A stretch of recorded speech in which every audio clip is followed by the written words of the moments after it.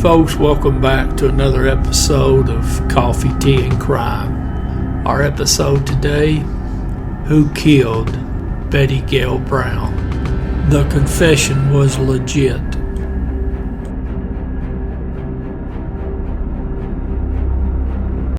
Folks, this episode here, we're going to talk about the confession and the person that the police actually charged for this crime. That went to trial and they had a hung jury. But I do want to talk about that case and why it is possible he actually did do it and his confession was good to go, and how the police just didn't do their job. So we're going to start out first with the recap of the events of that day. Now it's October 26, 1961. She's got a big French test the next day on Friday. So she goes to her classes that morning. That evening she goes home, sits down, has dinner with her parents. Now she leaves the house right around 7 o'clock. Now she tells her mom and dad, I'll be home about 10:30 or 11 o'clock. She goes to Forer Hall. So she arrives at the girls' dorm there on campus about 7:15. 11:50 that night, she leaves Forer Hall, walks across the street, gets in her car. Now the dorm mother standing at the door watching her. Now while she's in her car, another car pulls up beside her. It's a fella classmate named Risden. Now he had just dropped off his girlfriend there at that same girl's dorm. So they both take a ride out of the circular drive on North Broadway. They take that first right there on the West 4th Street, and then both cars take a ride on the North Upper Street. Halfway down the block is a men's dorm, and that's where Charles Risden pulls in. Now he sees Miss Brown's car continue on down North Upper Street. And last time he saw the car, it was right there beside the baseball field, right before you get to the intersection with West 3rd Street. Now officially, she's not seen again until a few minutes after 3 o'clock when she's found dead. Now her car and her body are found on the circular drive there by the old Morrison building. Now to get to that location where she was eventually found, from where she was last seen, all she would have needed to have done is taken a right on West 3rd Street, drive a half a block, take a right into the circular drive, get to the top of the circle, and pull in and park. Now, if you were using the old Morrison building this 12 o'clock, you could say her car was parked just about at the 11 o'clock position. But now, the first question you got to ask yourself is, did she take the right, go straight to the circular drive? Now, if she does, that puts her in that driveway at a few minutes past 12 o'clock. You figure 10, 15 minutes after 12 midnight, she's in that spot. Which is what I believe she did. I think she went directly to that spot. All right, let's start with the individual that became a suspect and was later charged with the murder of Miss Brown. Now, I'm going to mention his name since he had a hung jury at his trial, and so they declared a mistrial, and they did not retry him. In the eyes of the law, this is a person who did not commit the crime. This fella's name's Alex Arnold Jr. Now, most of the information on him seems to indicate that he was an alcoholic. Now, this is the story he told the police. Now, this is 5 years after the murder has occurred. And this fella, Alex, he had moved to the Seattle, Washington area. So he's a good distance away from Lexington, Kentucky. Now, according to his story that he told the officers out in Seattle, he'd been drinking that night at his favorite little bar, which is not too far away from the campus. So he leaves the bar and he's looking for a place to sleep. So he went to the park there, one of the city parks, Gratz Park. Well, he couldn't go to sleep there. He said there was too many people there.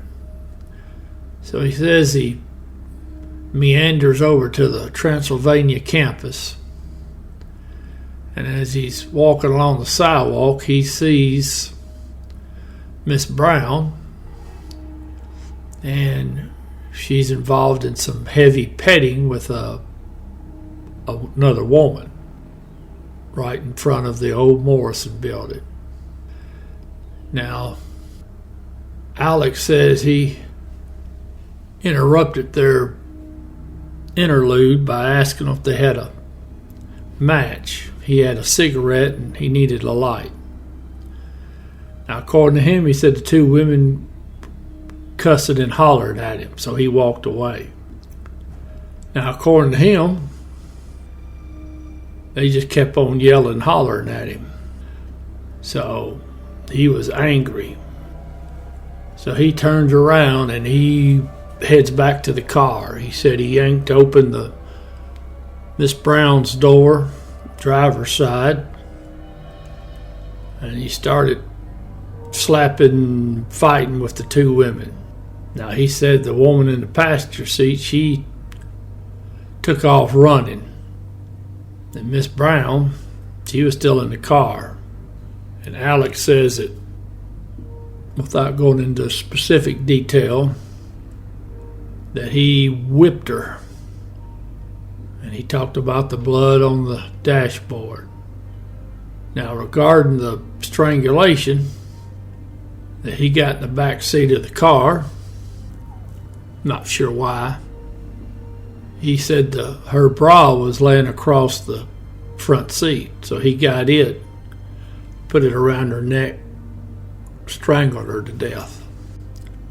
Then he gets out of the back seat, locks that door and closes it, walks off. Now, in his statement, he claimed that he had thrown her bra in the front seat. That was a sticking point that the defense would use during his trial. Now, as I mentioned in the other episode, the issue with the confession is it was all in the newspapers. So anybody could have walked in and confessed. But now his confession matched up with the physical evidence at the scene. But again, it was all in the newspaper. Now, of course, his defense team is saying, well, he's a drunk. He just read it in the newspaper and he decided it must have been him that did it. But now it is of interest that he moves across the country. And it was 5 years before he made the confession. You'd have figured that would have slipped out of his mind unless he actually did do it and he couldn't get it off his conscience. Now, of course, the sticking point to his story is that Miss Brown's in the car with another woman, hugging and kissing.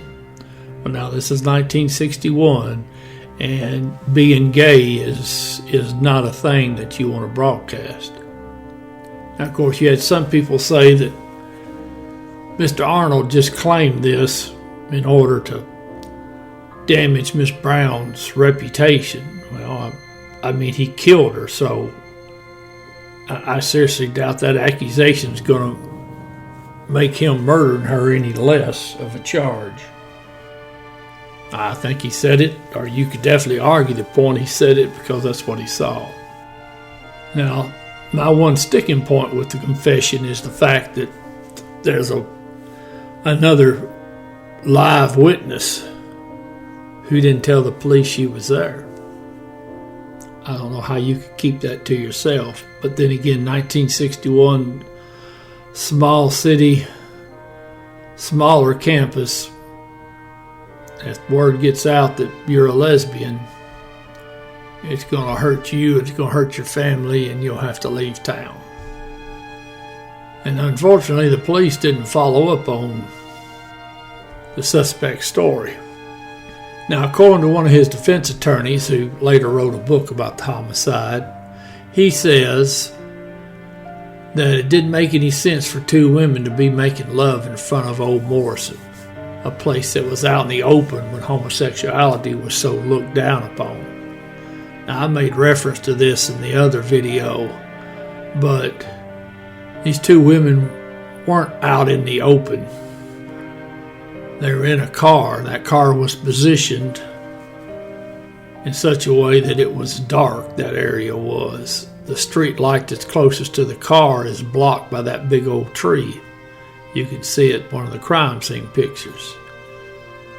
resource material, he mentioned the fact the car was in a darkened area.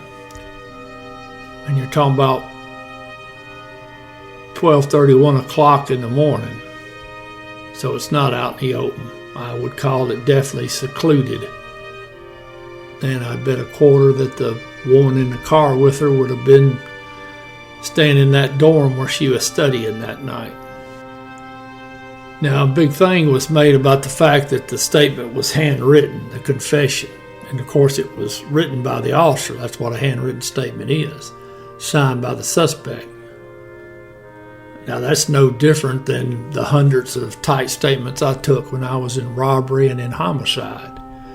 I typed a statement, and the suspect reads it over and he signs it. Now, of course, according to the attorney that wrote the book, he said, well, the suspect was just making it up. He said, that's not right. He said in the statement, it said that after he strangled the victim, he threw her bra in the front seat. And he makes the point that, well, the bra was still around her neck and shoulders. And you can see that in the crime scene photos. But if you look at the picture, there is a piece of her bra in her lap. So maybe that's what he meant. Maybe he threw part of the bra up in the front. Maybe the officer was taking the statement. Maybe he misunderstood that the suspect saying, I just threw part of the bra. Or to the suspect, maybe part of the bra is the bra. So see, the suspect's story does match according to the crime scene. Now, of course, too, the defense would bring up the fact that, well, the police, they just wrote what they wanted and they got the suspect to sign it. Because, of course, the suspect's claiming later, I didn't read it, I just signed it. So, of course, the accusation and implication is the police just wrote up what the crime scene physical evidence told them, and they got the lifelong drunk to sign it. Now, you got to remember, these officers are out in Seattle, Washington. They're not in Lexington, Kentucky. They don't have a dog in this hunt. They're just doing their job. But if the attorney on one hand and the suspect are going to say the officers just made up what they wanted, then why wouldn't the officers write up the confession to fit the crime scene perfectly? Why leave in a part where it says he threw the bra in the front seat when the majority of the bra was around her shoulders and neck? Sounds like to me the officers wrote down what the suspect said. You can't have it both ways, but of course, as a defense attorney, you're trying to defend your client. So you're not going to quibble over, I'm going to use both sides of the argument to my advantage. Now, this lady that would have been in the car with her, we already discussed why she might not want to say anything. And of course, any grief and guilt she felt over what had happened, when anybody saw her being upset or withdrawn, they would just write it off to, well, she's upset because that was her friend. Maybe this woman in the car decided, well, you know what, my friend's dead. Destroying my own reputation's not going to bring her back. Of course, I'd like to think if she'd been in that car, she'd have come to the police and just left out the part about having a lesbian relationship, if that's what her fear was, which at that time period it would have been.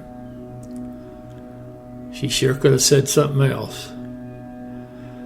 And now here's the problem I've got. If the police would have pushed this case, I think the police were nervous about the lesbian issue. I don't think they wanted to push that issue. I think the way they conducted this investigation, at least in this regard, they didn't want to touch it.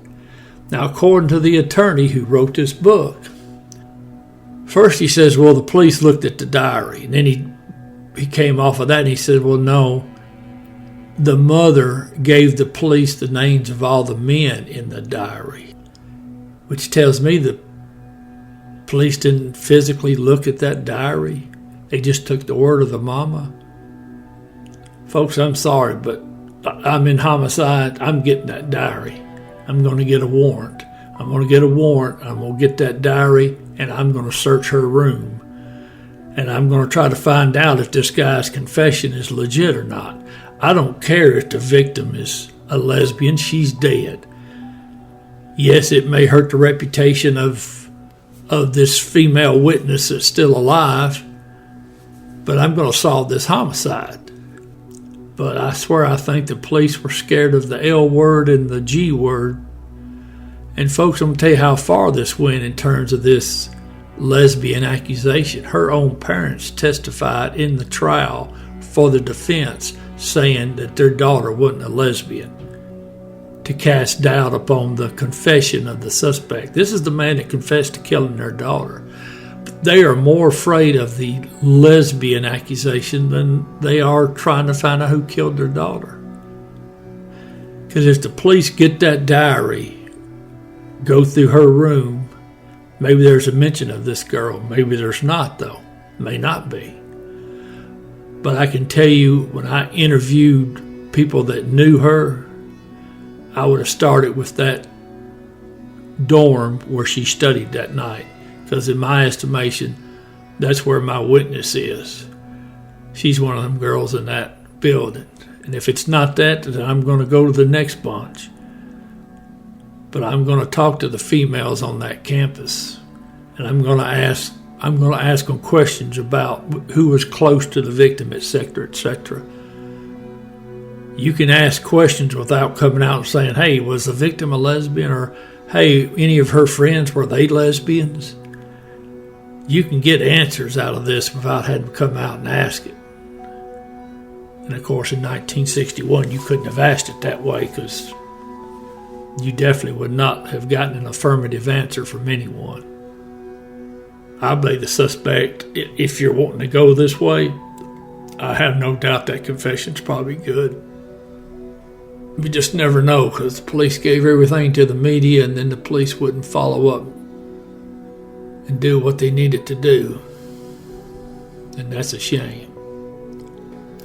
The fear of atypical behavior is what just killed this case,